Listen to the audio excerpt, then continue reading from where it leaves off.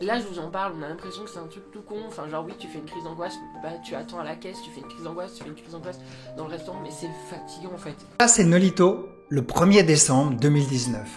Jusqu'ici, ses vidéos étaient sur le registre de l'humour. D'un seul coup, il joue les clowns tristes et se met à parler de ses crises d'angoisse.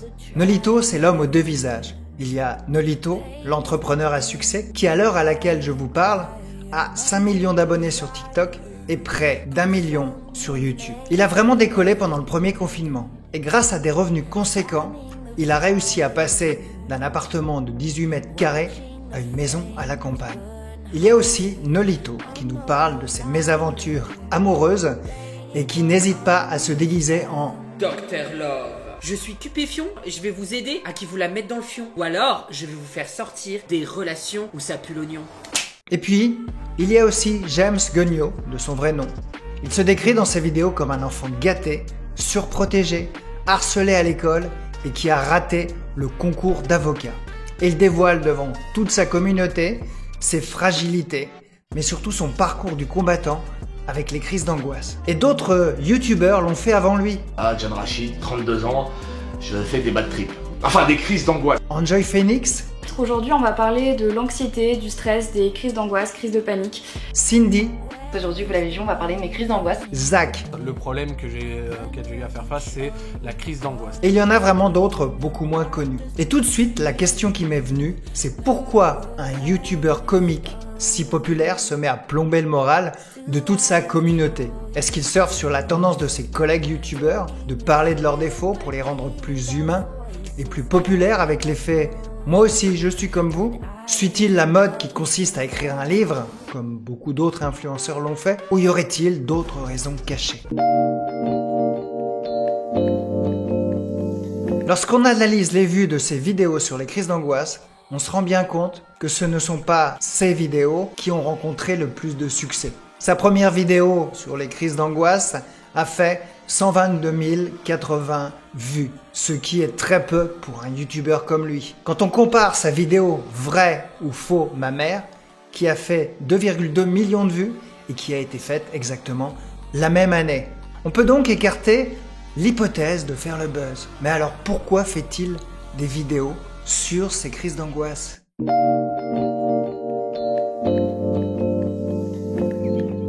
Voilà, vous êtes nombreux à m'avoir demandé de vous faire une vidéo sur mes crises d'angoisse. Donc il était temps que je la fasse, ça faisait 2 mois que je tournais en rond et que je reculais l'échéance. Voilà, ça va pas être du tout une vidéo drôle, ça va être une vidéo sérieuse. Une partie de son public lui a demandé de faire cette vidéo et il a répondu à un besoin. De plus, je peux vous dire que les gens souffrant de crises d'angoisse et qui s'en sortent ont envie de le crier sur tous les toits. Non seulement parce qu'ils sont fiers d'avoir réussi, certes, mais aussi car ils ont tellement souffert qu'ils ont envie que les autres aussi s'en sortent. Ils ont réellement envie de transmettre ce qui a fonctionné pour eux. Et j'ai des clients qui me demandent spontanément de faire un témoignage sur mon accompagnement qui les a aidés à surmonter leur crise d'angoisse. J'ai envie de croire que James est dans ce même état d'esprit, comme il en témoigne dans son interview. Est-ce que tu as eu des retours d'abonnés qui t'ont dit merci à toi, merci pour ton témoignage, parce que grâce à ça, j'ai pu franchir le seuil d'un cabinet de psychologue ou de psychiatre? Oui, alors j'ai eu plein de personnes qui m'ont dit j'ai sauté le pas. J'ai une personne qui est revenue quelques semaines après qui m'a dit j'en suis à ma 3e séance et je te remercierai jamais assez. Et ça, bref, c'est hyper émouvant. Enfin, j'ai eu d'autres messages aussi, on m'a dit mais je te remercie parce que j'essaie de me soigner, j'essaie d'aller mieux, c'est pas une honte et c'est super que tu nous dis c'est pas une honte parce que moi j'avais peur de le dire à mes parents, j'avais peur de le dire à mes amis et je me dis waouh. Enfin, je suis très contente d'être sur les réseaux sociaux, de faire rire les gens, enfin tant mieux si je peux les divertir, mais aussi de voir que j'ai pu peut-être, je sais pas combien de personnes, je dis pas 3 millions non plus, mais peut-être aider des personnes à vouloir se faire soigner, ne pas avoir honte de ce qu'ils sont et c'est super, moi ça me touche. N'est-ce pas une belle preuve d'altruisme? Et ça a bien fonctionné, car il a aidé et continue d'aider les autres, et ça grâce aux réseaux sociaux et à son livre. J'ai commencé à écrire rien que pour moi, un petit journal intime. Ça parle de ma ravagerie, de mes crises d'angoisse qui durent depuis plus de 10 ans. Décidément, celles-là, elles sont plus fidèles que les mecs que j'ai eu dans ma vie, miskin. J'ai parlé de ce journal intime sur les réseaux sociaux et des maisons d'édition m'ont contacté. Et du coup, j'ai choisi de faire confiance à la maison d'édition First, qui ont compris le message que je voulais faire passer dans ce livre. Un message d'espoir et de bienveillance. En tout cas, j'espère qu'il te plaira, Goussedaï, qu'il te permettra peut-être de te rendre compte enfin que tu es exceptionnel et que tu comptes. Tu n'as peut-être pas confiance en toi, mais moi je me rends compte de la valeur que tu es une belle personne. Je t'aime. Écrire son livre 28 ans d'angoisse n'a donc pas été une action délibérée de sa part pour augmenter sa popularité, mais a été un bel acte de partage pour aider les autres et commencer à les aider à prendre leurs problèmes en charge.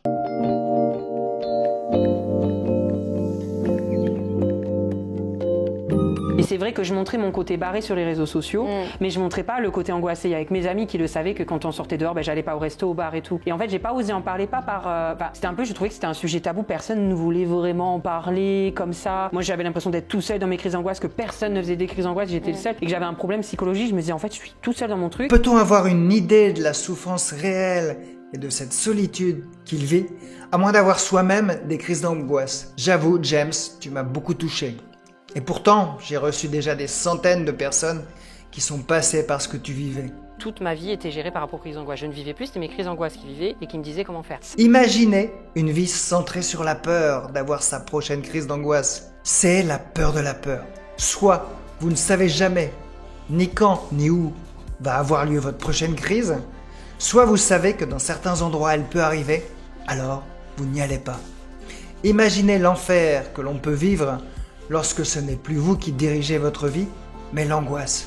Je pense que c'était un magasin, un supermarché où je faisais la queue à une caisse et en fait ça n'avançait pas parce qu'on avait un vieux qui mettait 10 ans avec ses billets. Ou non, ça devait être une personne qui a oublié d'acheter un truc et qui est partie en courant au rayon légumes se chercher ses tomates et qui a passé un temps fou et on attendait tous comme ça. Et c'est le moment en fait où j'attends et je me dis je peux pas sortir, je suis bloquée en fait dans cette queue et je peux rien faire en fait, je peux pas partir. Et c'est là où je commence à rentrer dans un cercle vicieux. James, tu es tombé dans le cercle vicieux de l'angoisse. Au supermarché, tu souffres d'agoraphobie. Et ce n'est pas forcément la peur de la foule comme on croit, c'est aussi la crainte, comme tu le dis, d'être bloqué et de ne pas être secouru à temps. Et ça t'arrive partout, James. Dans le tram, ça m'est arrivé, j'avais une grosse crise d'angoisse, j'étais pas bien, je manquais de tomber. Donc voilà, l'erreur que j'ai faite, c'est que j'ai arrêté de prendre le tram. Donc maintenant il m'est impossible de prendre le tram, ou alors je peux prendre 1 ou 2 arrêts, mais vous ne me verrez jamais dans un tram. Je suis bloquée dans ma vie de tous les jours, c'est pour ça que je ne sors pas énormément. Je vais me promener, je vais chez mes amis, là je vais aller 1 semaine en Guadeloupe, mais ça me stresse la Guadeloupe, de me dire qu'il va falloir que je fasse je sais pas combien d'heures de queue pour prendre l'avion, de me dire que tous ces trucs ça me stresse, je m'en prive pas d'aller en Guadeloupe, mais ça me stresse, mais vous imaginez même pas quoi. Je ne peux plus prendre de tram, comme je vous ai dit, les restaurants c'est même pas la peine. Je dois faire un restaurant par an et encore je suis comme ça pendant tout le restaurant parce que j'essaye de me contenir, de faire des exercices de respiration. Je ne profite pas du moment. Des moments comme ça, stressants, où il y a du monde ou quoi, je ne profite pas. Ça peut m'arriver de profiter, par exemple, je suis au cinéma, je vais profiter de regarder des films, mais je vais toujours penser à est-ce qu'il va y avoir une crise d'angoisse? Est-ce que la crise d'angoisse va être importante? Comment je vais faire? Je suis tout le temps et c'est hyper fatigant parce que tu penses qu'à ça. Je ne vis pas, c'est les crises d'angoisse qui vivent en fait. Si vous vivez cela vous aussi, vous voyez de quoi je parle. Vous vous sentez seul, très seul. Et lorsque on ressent tout ça, on a très envie de le communiquer aux autres. Alors quoi de mieux que d'en parler à sa communauté, dont une partie va bien le comprendre, car certains vivent la même chose que lui. Comme on peut le voir dans un commentaire, cette vidéo m'a beaucoup ému. Je suis moi aussi sujette aux crises d'angoisse. Et comme toi, elles ont pris le dessus. Tu as raison, en parler est la meilleure des solutions, même si les gens ne comprennent pas forcément. Merci pour cette vidéo et pour toutes les autres qui me font littéralement mourir de rire et arrivent à me remonter le moral. En plus, en partageant tout cela avec son audience, il a pu mettre à jour et clarifier la cause de ses souffrances. D'où ça vient, je ne sais pas vraiment. Moi, je me dis, mon père est quelqu'un de très stressé, ça lui est déjà arrivé de faire des crises de panique. Ma mère fait des crises de spasmophilie et elle en fait encore de temps en temps. Donc je ne sais pas si c'est héréditaire. Tu as raison, James. Cela pourrait être héréditaire selon une étude du docteur Brad Schmidt. Le gène qui serait responsable serait le 5-HTT. Et ne me demandez pas pourquoi on donne des noms si compliqués aux gènes. Ça fait sans doute beaucoup plus sérieux. En tout cas, c'est le gène qui régule la sérotonine, l'hormone du bonheur. Autrement dit, à cause d'un problème avec ce gène, on produit moins de sérotonine et on serait plus anxieux. Mais est-ce la faute aussi de ton enfance, James? Je pense aussi c'est dans l'éducation, ils m'ont très bien éduqué, mais je pense que comme c'est des personnes très stressées, ils m'ont transmis dans l'éducation ce stress. Vous imaginez non pas un parent stressé, comme c'est souvent le cas, mais les deux. Comme tu le dis dans ton livre, ton père avait peur de tout, ta mère avait peur de tout. Et ça, c'est vraiment un mauvais départ dans la vie. Effectivement, James, on peut parler de transmission du stress. L'enfant apprend à réagir en fonction de la réaction de ses parents.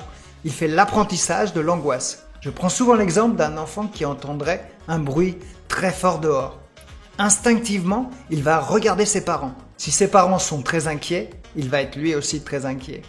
Si ses parents réagissent avec calme, il va être rassuré. Et des parents souvent inquiets face aux événements de la vie vont influencer le comportement de leur enfant et celui-ci risque d'être plus anxieux. Attention James, je ne blâme pas tes parents qui eux aussi, probablement, ont eu des parents anxieux.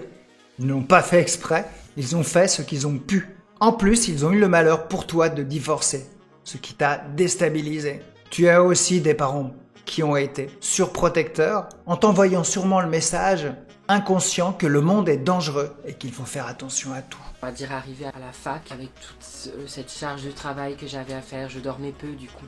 Moins tu dors, si tu t'alimentes moins bien, du coup t'es sujet à avoir plus de crises d'angoisse. Tu as raison James, et j'ajouterais que le fait de ne jamais se poser pour respirer et prendre du temps pour soi est une véritable source d'angoisse. C'est une manière aussi inconsciente d'éviter les pensées angoissantes qui surviennent lorsque tu ne fais rien. C'est la fuite en avant, mais cela ne fonctionne pas. L'angoisse est toujours là, tapis dans l'ombre, prête à te sauter dessus. Ça peut venir aussi des gens autour de moi, parce que c'est vrai que des fois je recevais des critiques, vu que je suis efféminée, donc des critiques tapettes, enfin bref, je vous passe les détails. Tous les jours, c'était souvent surtout au collège, ça pardonne pas, je pense que ça m'a un peu détruit.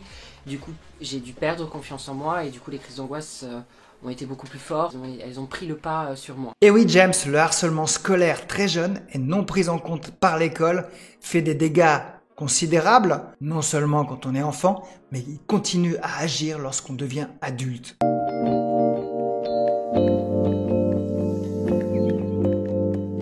Et à quel moment tu as ressenti le besoin, toi, d'en parler sur les réseaux sociaux, justement, de ces crises d'angoisse, et quelles ont été les réactions de tes abonnés? Alors, je crois que j'en ai parlé, oui, c'était son nom, mais je crois pas, je suis sûre. C'était une vidéo YouTube, et j'avais peur. J'avais énormément peur. Je me suis dit, mais je crois, de souvenir, je crois même que j'avais eu, je sais pas si j'ai pleuré les larmes aux yeux dans ma vidéo YouTube, parce que j'en parlais, ça a été libérateur, mais en même temps, je me suis dit, est-ce que les gens vont me comprendre, est-ce qu'ils vont me dire, mais qu'est-ce qu'ils vont se dire? Je me suis posé la question, parce que c'était pour moi tabou, ce sujet.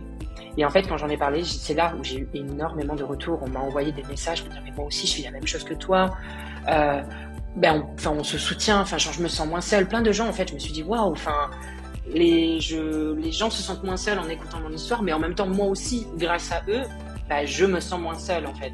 Déjà, les réseaux sociaux, comme il le dit dans son livre 28 ans d'angoisse, l'avaient déjà aidé à reprendre confiance en lui.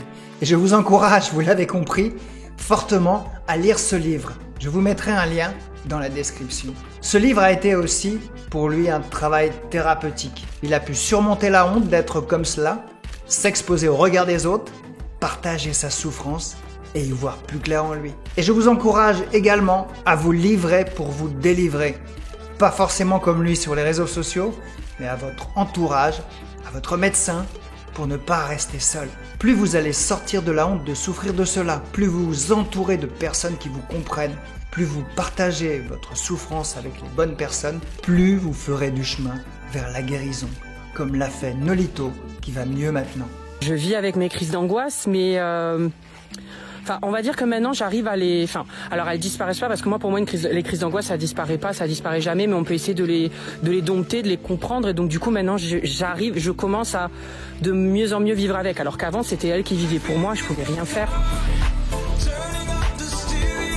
Je suis quand même fière Déjà, je suis fière de commencer à m'en sortir de plus en plus des crises d'angoisse. Je suis quand même fière de voir que j'arrive à faire des interviews, j'arrive à aller sur Paris, bon pas tous les jours non plus. De voir que le monde est beau, parce qu'il y a eu un moment où j'ai commencé à me dire qu'en fait c'était tous les gens étaient mauvais, que tout était négatif. J'ai commencé vraiment à me morfondre et à m'enfermer. À part mes amis, ma famille, je voyais personne.